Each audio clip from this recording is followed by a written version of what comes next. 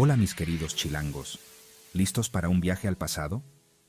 Vamos a sumergirnos en la montaña rusa que fue México en los años 70, una década llena de altibajos y emociones intensas. Fue una época gobernada por dos presidentes, Luis Echeverría y José López Portillo, cuyas políticas y personalidades dejaron una marca indeleble en la historia del país. Imagínense esto: pantalones acampanados, fiebre disco y mucha incertidumbre económica. La moda y la música eran vibrantes, pero la economía no tanto. Era una época de cambio global, y México, ubicado estratégicamente entre Estados Unidos y América Latina, estaba tratando de encontrar su lugar en este nuevo orden mundial. Echeverría, una figura carismática pero controversial, asumió la presidencia en 1970, con grandes promesas y una visión ambiciosa.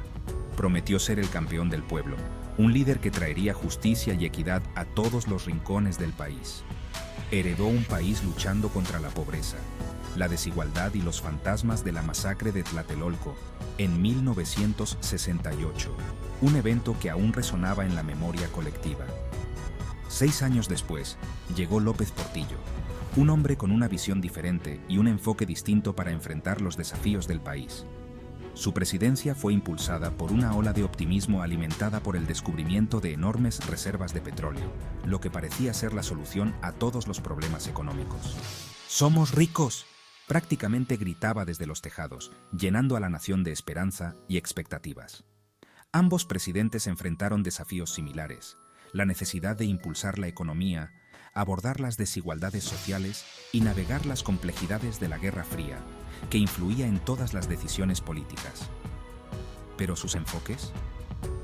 Ay, mis amigos, ahí es donde comienza el verdadero drama. Sus estilos de liderazgo y estrategias eran tan diferentes como el día y la noche. Piénsenlo así: Echeverría era como ese amigo que organiza una gran fiesta a crédito, con la esperanza de que algo bueno salga de ella, sin pensar mucho en las consecuencias.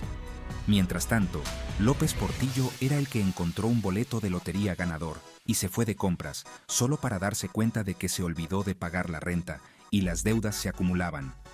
Abróchense los cinturones, porque estamos a punto de analizar las decisiones, los dramas y los impactos duraderos de estas dos presidencias tan diferentes. Prepárense para un viaje lleno de historia y lecciones. Echeverría. Ay, Echeverría.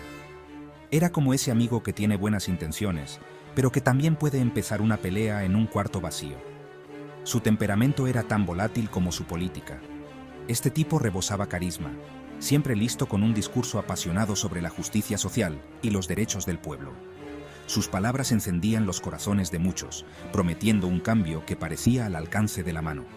Implementó políticas populistas, aumentando el gasto social, invirtiendo en educación y tratando de empoderar a la clase trabajadora. Las escuelas y los programas sociales florecieron bajo su mandato, al menos en papel. Piensen en él como Robin Hood, pero con un presupuesto gubernamental.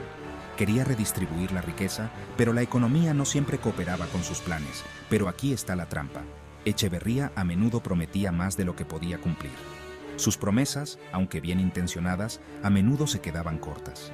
Si bien hablaba mucho de ayudar a los pobres, sus políticas económicas a menudo fracasaban.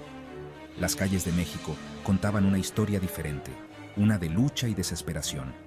La inflación se disparó, el peso se desplomó y la brecha entre ricos y pobres parecía ampliarse cada vez más. La economía se tambaleaba bajo el peso de sus decisiones. Y luego estaba la represión. La mano dura del gobierno se sentía en cada rincón del país. El gobierno de Echeverría, atormentado por el recuerdo de las protestas estudiantiles de 1968, reprimió la disidencia con mano dura. Las cicatrices de esos eventos aún eran frescas. Los activistas estudiantiles, los periodistas y cualquiera que se atreviera a criticar al gobierno corrían el riesgo de desaparecer. Un capítulo oscuro en la historia de México. La libertad de expresión se convirtió en un lujo peligroso. La presidencia de Echeverría fue un torbellino de contradicciones. Sus acciones a menudo contradecían sus palabras, creando un clima de incertidumbre. Quería ser el campeón del pueblo, pero terminó alienando a muchos con sus tácticas autoritarias. Su popularidad se erosionó rápidamente. Puede que su corazón estuviera en el lugar correcto, pero sus métodos, ¡ay caray! dejaron a México en un estado de incertidumbre económica y agitación política. La nación quedó dividida, buscando un camino hacia la estabilidad. Con ustedes, José López Portillo, con un sombrero rebosante de petrodólares. El hombre que soñó con transformar a México con el oro negro. El descubrimiento de vastas reservas de petróleo en los años 70 hizo que México sintiera que se había sacado la lotería. Era como si el país hubiera encontrado un tesoro escondido bajo sus pies. Adiós, pobreza, pensó todo el mundo. Oh, la prosperidad. La gente celebraba en las calles, soñando con un futuro brillante y lleno de oportunidades. López Portillo, envuelto en la euforia, se volvió un Gatsby en toda regla. Su vida se llenó de lujos y excesos, reflejando la riqueza que el petróleo prometía.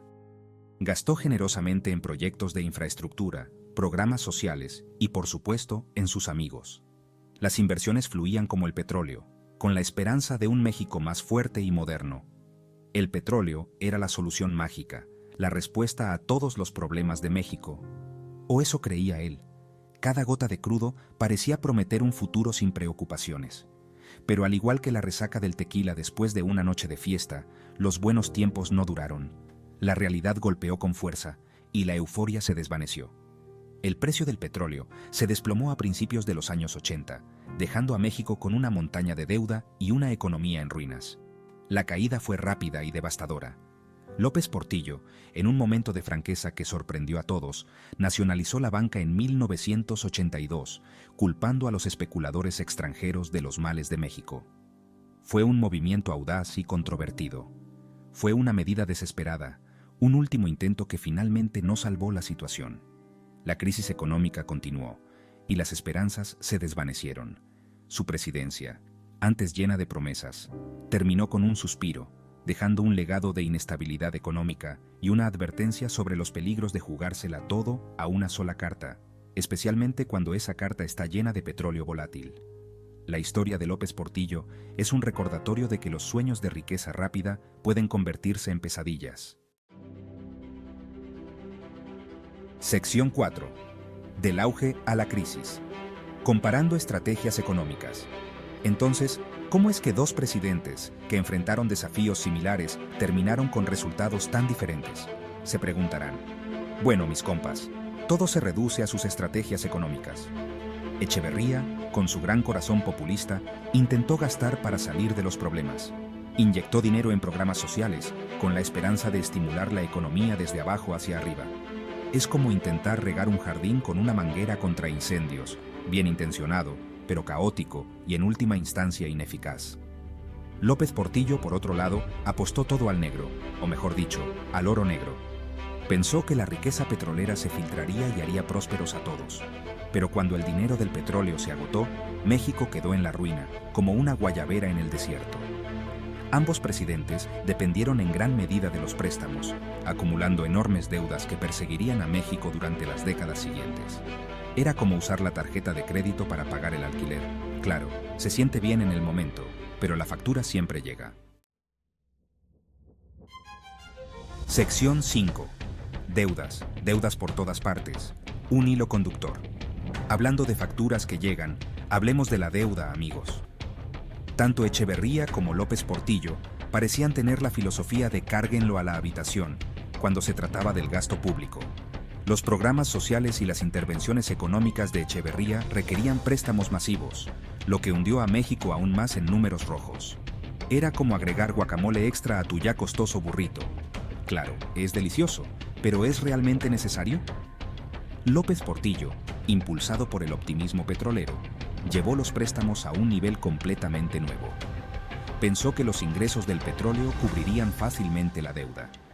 Fue un caso clásico de lo que fácil viene, fácil se va, excepto que en este caso no fue tan fácil recuperarse. ¿El resultado? Una montaña de deuda que tomaría generaciones pagar. Es suficiente para hacerte querer ahogar tus penas en tequila y música de mariachi. Sección 6. El legado de los palacios presidenciales al juicio popular. Entonces, ¿cómo se recuerda hoy a estos dos presidentes? Bueno, digamos que no son precisamente los que encabezan las encuestas de popularidad. A Echeverría, a pesar de su retórica populista, se le suele culpar de la inestabilidad económica y la represión política que marcaron su mandato.